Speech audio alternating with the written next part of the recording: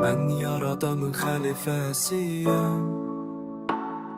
Mən əsla heç kimə boyun eymərəm. Mən kölə deyiləm, mən qul deyiləm. Mən uca yaradanın bir zərrəsiyəm. Mən uca yaradanın bir hissəsiyəm.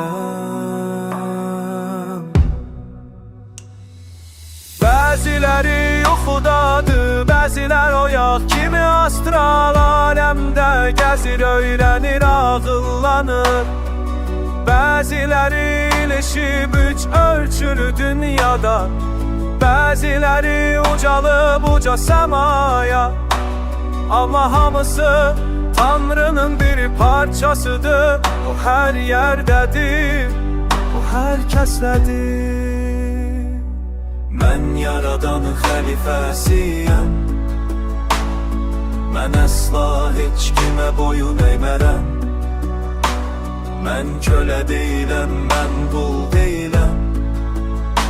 Mən uca yaradanın bir zərrəsiyəm. Mən uca yaradanın bir hissəsiyəm.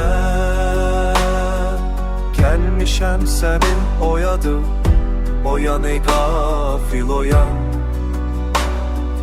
Gəlmişəm sənin ayıldım, oyan ey qafil oyan.